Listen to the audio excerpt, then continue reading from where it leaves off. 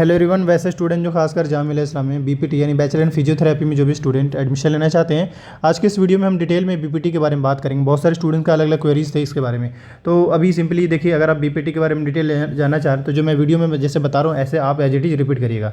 JMICU simply Google पर जाकर search कर लेंगे। जैसे जब सर्च करेंगे तो इस तरीके का आइकन दिखेगा। देन आपको इस लिंक पर क्लिक करना है। यहाँ पे जैसे जब क्लिक करेंगे इस तरीके से आइकन ओपन हो जाएगा। इसके बाद देखिए, आपको पता है कि बीपीटी एक बैचलर कोर्स है यानी अंडर ग्रेजुएट कोर्स है, इसलिए आपका फॉर्म भी आ चुका है। मतलब सिंपल सी बात है कि आपके मोबाइल में एडमिशन का सेक्शन होगा, उसके जस्ट नीचे ये जामिया मिलिया इस्लामिया का प्रोस्पेक्टस, इसमें बीपीटी से रिलेटेड डिटेल इन्फॉर्मेशन मेंशन है। कितने सीट्स हैं, क्या कोर्स है, eligibility criteria, exam pattern, syllabus, वो सारी चीज़ों को लेकर। हालांकि अगर आप बीपीटी का सिलेबस देखना चाहते हैं इस लिंक के थ्रू सिलेबस देख लेंगे। अगर आप कट ऑफ चेक करना चाहते हैं उसके लिए आप यहाँ से कट ऑफ देख पाएंगे लास्ट का। ये हो गया कट ऑफ का और सिलेबस का। इसके अलावा हम अब फॉर्म की बात करें, फॉर्म आपका आ चुका है। फॉर्म फिल करने के लिए इस लिंक के थ्रू फिल करना है। फॉर्म का स्टार्टिंग डेट था 3 मार्च और लास्ट डेट जो है वो 3 अप्रैल है। तो जो बच्चे अभी भी नहीं फिल किए हैं वो फिल कर लें, अभी आपके पास टाइम, आराम से फिल कर सकते हैं। फॉर्म के बारे में बता दिया और बाकी जो इन्फॉर्मेशन था वो बता दिया। फिल करने के लिए इस लिंक के थ्रू अप्लाई फिल करना है। इसके अलावा मैंने डिटेल वीडियो बना दिया है कि कैसे फॉर्म फिल करना है, उस पर मैंने वीडियो बनाया। सबका प्रोसीजर एक ही, कोई अलग नहीं है। अब इसके बाद हम सबसे पहले तो ये कि थोड़ा बेसिक इन्फॉर्मेशन वो बता दें, उसके बाद कैसे तैयारी करना होगा, कैसे तैयारी कर सकते हैं हम उसके बारे में बात करेंगे। अभी सबसे पहले क्या करिए, ये जो प्रोस्पेक्टस है, अब मैं आपको फिर से रिमाइंड कर दूँ, इस प्रोस्पेक्टस को डाउनलोड कर लेंगे। डाउनलोड करते ही देखिए इस तरीके से जामिया मिलिया इस्लामिया का प्रोस्पेक्टस ओपन होगा। इसके बाद आते ही आप स्क्रॉल करते हुए नीचे आएंगे तो यहाँ पे इन्होंने इन शॉर्ट में, हालांकि बहुत सारे स्टूडेंट्स इस बात को लेकर कंफ्यूज्ड हैं कि टेंटेटिव है तो क्या डेट बढ़ेगा, एक्सटेंड होगा, ऐसे कुछ नहीं होने वाला है। मोस्ट प्रोबेबली ऐसा हो कि जामिया अपने टाइम पे एंट्रेंस कंडक्ट करा लेगी। तो ऐसे में जो डेट शीट बताया जा रहा है, एडमिट कार्ड का जो बताया जा रहा है, ऐसे ही सारी चीज़ों को, बाकी हम एक डिटेल वीडियो बनाएंगे। अब इसके बाद एक बात और ऐड करें, जिस किसी भी स्टूडेंट को बीपीटी यानी बैचलर इन फिजियोथेरेपी का लास्ट 4 to 5 ईयर का पेपर चाहिए होगा, वीडियो के डिस्क्रिप्शन बॉक्स में लिंक मैंने दे रखा है। अब वहाँ से डायरेक्ट एक्सेस कर सकते हैं, परचेज कर सकते हैं। बड़ा ही नॉमिनल चार्ज पे आपको प्रोवाइड कराया जाएगा। पेपर जो होगा बिल्कुल ही ओरिजिनल और ऑथेंटिक होगा, जिससे आपको फ़ायदा मिले। अब अगर हम नेक्स्ट बात करें सिंपल सी, तो आपको हम बीपीटी के बारे में ही बता दें कि बीपीटी, एक तो अच्छी बात यह है कि जामिया में अभी जो है लाइक NEP अभी लॉन्च नहीं हुआ है, यानी NEP जो जामिया में अभी एक्सेप्ट नहीं किया गया है। मतलब अभी भी टाइम मिल रहा है, तो जो स्टूडेंट लाइक तैयारी कर रहे हैं बेहतर है अभी कर ले, क्योंकि जब 4 ईयर होगा तो ऑब्वियसली, जब 4 ईयर का अगर by the way bachelor programme हो जाता है तो ऑब्वियसली आपको 4 ईयर तो आपको देना ही पड़ेगा। इसके अलावा और कोई आपके पास ऑप्शन भी नहीं है। तो उस हिसाब से देखा जाए तो जामिया में अभी जो बैचलर के कोर्स जितने भी हैं वो सभी 3 ईयर्स के ही हैं। अच्छी बात है आप, क्योंकि 4 ईयर में थोड़ा सा बहुत सा स्टूडेंट कन्फ्यूजन भी है। अब हम थोड़ा सा बात कर लेते हैं आपके बीपीटी को लेकर। देखिए बीपीटी जो है B25 के नाम से है। अगर आप फॉर्म फिल करने जाएंगे तो फॉर्म में आपको B25 पेपर कोड डालेगा तो ऑब्वियसली बीपीटी शो कर रहा होगा। खैर, इसके अलावा अगर हम बता दें यहाँ पे, तो टोटल जो सीट्स है वो 40 सीट्स है, नंबर 1। और ईयरली जो फ़ी लगेंगे, मतलब एक साल का जो फ़ी है 21,800 है, यानी कि सेमेस्टर फ़ी नहीं बल्कि एक साल का फ़ी जो है 21,800 है पहला। 40 सीट्स है वहाँ पे बीपीटी में। इसके अलावा ये जो कोर्स है वो ऑलमोस्ट 4.5 साल यानी 4.5 यानी 4 ईयर 6 मंथ का ये कोर्स है। तो इतने दिनों में आपके कोर्स ये कंप्लीट हो पाएंगे। बीपीटी का कोर्स मेरे ख्याल से अब चीज़ें समझ में आ गया होगा। नेक्स्ट अगर हम बात करें इन सब में, तो अगला जो है वो सबसे पहले ये कि फॉर्म फिल करने का चार्ज है। तो फॉर्म फिल करने का जो चार्ज है वो आपका 700 लगेगा। फॉर्म फिल करने का चार्ज जो है वो 7, बाकी कुछ ATM कार्ड का चार्ज वगैरह होता है, बस इतना ही। मतलब ऑनलाइन ट्रांजेक्शन इतना ही करना पड़ेगा। बाकी अगर आप किसी साइबर कैफ़े कहीं फिल कराते तो मे भी चार्ज लगे, लेकिन अगर कोई स्टूडेंट फिल नहीं कर पाते, फिल करने में इशू आता है, तो फिर माइट भी हम आपको हेल्प कर सकते हैं। लेकिन ये कि मैंने वीडियो बनाया है वो देख सकते हैं। अगर आपसे एकदम नहीं फिल कर पा रहे हैं, साइबर कैफ़े दूर में है, तो आप हमसे भी फिल करा सकते हैं, लेकिन उसके कुछ चार्जेज लगेंगे।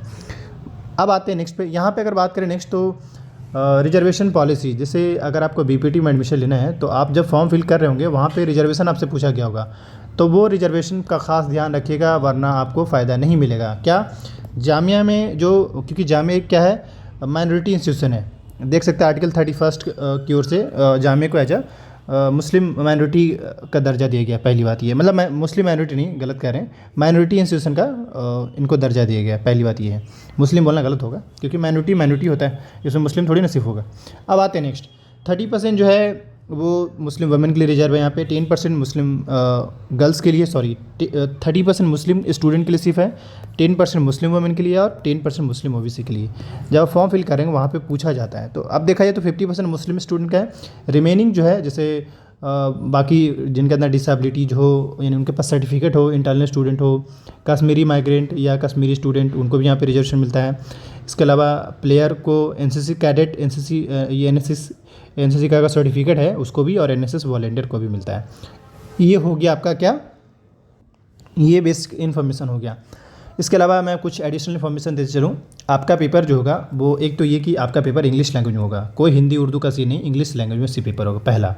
दूसरा आपका 100 MCQ रहेगा, और वो अभी हम वो सिलेबस और अभी एग्जाम पैटर्न भी दिखाएंगे, लेकिन फिलहाल मैं आपको इन शॉर्ट में समझा दूँ। सिलेबस में मेंशन किया हुआ है, लेकिन पहला तो ये समझ में आएगा पेपर आपका इंग्लिश में रहेगा। दूसरा सेंटर कहाँ रहेगा, तो सेंटर आपका दिल्ली ही रहेगा। ये नहीं कि आप अपने हिसाब से, कोई वो नहीं, इसका जो एग्ज़ाम सेंटर होगा वो दिल्ली में ही रहेगा, इसके अलावा कहीं और नहीं। अब अगर आप फॉर्म फिल कर देते हैं तो सबसे पहले आपका वेट होगा एडमिट कार्ड का।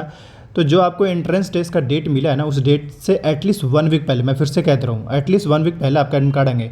पता लगे बार बार पूछते रहेंगे सर एडमिट कार्ड अभी तक नहीं है, नहीं है, मैं क्योंकि जामे की पॉलिसी है एटलीस्ट 1 वीक पहले।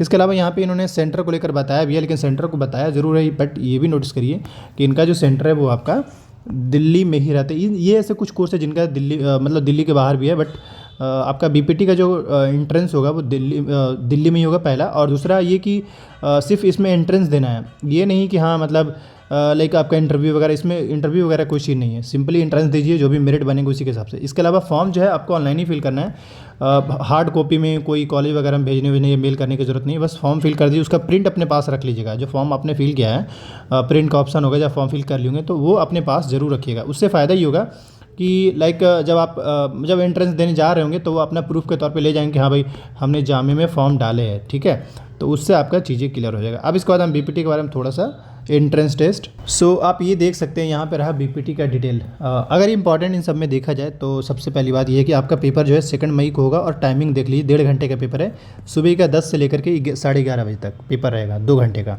इसके अलावा एक तो ये पता चल गया, दूसरा ये कि आपका ये देख लीजिए एलिजिबिलिटी क्राइटेरिया, आपने जहाँ कहीं से भी देख लीजिए, बायोलॉजी होना चाहिए, फिजिक्स केमिस्ट्री और इंग्लिश, आप में इन सब में मिनिमम 50%। मतलब सिंपल सी ये बात कहना चाह रहे हैं कि आपका 12th होना चाहिए, 12th किस में, बायोलॉजी हो, फिजिक्स हो, केमिस्ट्री और इंग्लिश हो, और एटलीस्ट 50% हो, तभी आपको बीपीटी में एडमिशन मिलेगा, अदरवाइज नहीं मिल पाएगा। तो मैंने आपको एलिजिबिलिटी बता दिया, एंट्रेंस टेस्ट का डेट बता दिया कि आपका 2 मई को पेपर है। अब इसके अलावा थोड़ा सा हम आपको सिलेबस के साथ साथ तैयारी कैसे करना है उसके बाकी में, देखिए बहुत सारे स्टूडेंट पूछेंगे कि सर इसके लिए कोचिंग कर लें। ऐसा कोई कोचिंग स्पेसिफिक है ही नहीं कि मैं आपको कह दूँ कि हाँ जामिया का बीपीटी के लिए कोचिंग कर लीजिए। सिंपल सी बात है, आपने बायोलॉजी पढ़ाई होगा, फिजिक्स केमिस्ट्री पढ़ाई होंगे, तो उसके हिसाब से आप तैयारी कर ली, वो चलेगा। यहाँ पे देखिए बीपीटी 25 B25 सेलेक्ट करते हो, यहाँ पे कैप्चर डाल देते हैं।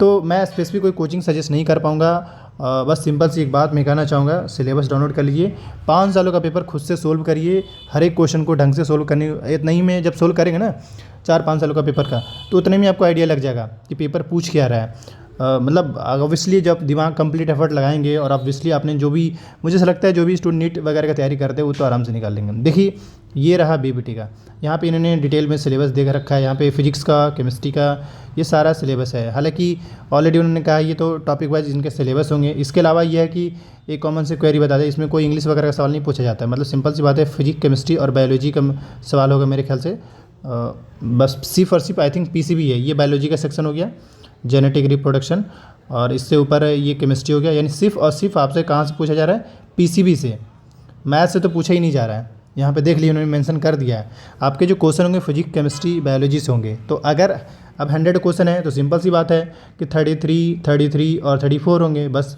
इसमें टोटल ऐड करिए 100, ऐसे ही हो जाएंगे। अब रहा सवाल तैयारी कैसे करें, एनसीईआरटी दबा के पढ़िए, गर्दा उड़ा के, एनसीईआरटी पढ़िए, प्रैक्टिस जितना ज़्यादा से करिए, और दूसरा क्वेश्चन पेपर को सोल्व कर लीजिए, क्वेश्चन पेपर को एनालिसिस करने की कोशिश करिए कि पेपर किस टाइप का पूछ रहा है, उस सब तैयारी करिए, होपफुली हो जाएगा, ऐसा नहीं हो पाएगा, लेकिन अपने उन सब में अपना पे कॉन्फिडेंस रखिएगा। बाकी पेपर के लिए मैंने बता ही दिया, जिस किसी भी स्टूडेंट को क्वेरी हो। कट ऑफ के लिए अभी वो, जैसे मैं आपको दिखाना चाहूँगा, कट ऑफ के लिए भी आप यहाँ से देख सकते हैं, जैसे कि हाँ जब बैक हो रहा हूँ मैं, फिर से अगेन बैक हुआ, और यहाँ से आप जो है कट ऑफ चेक करने के लिए जामे की वेबसाइट पे चले जाएंगे, और जाने के बाद इस तरीके से आइकन देखिएगा, यहाँ पे आप एडमिशन रिजल्ट का दिख रहा है, यहाँ से आप कट ऑफ देख लेंगे। बाकी कोई भी क्वेरी होगा कमेंट करिएगा, किसी भी टॉपिक पे वीडियो चाहिए होगा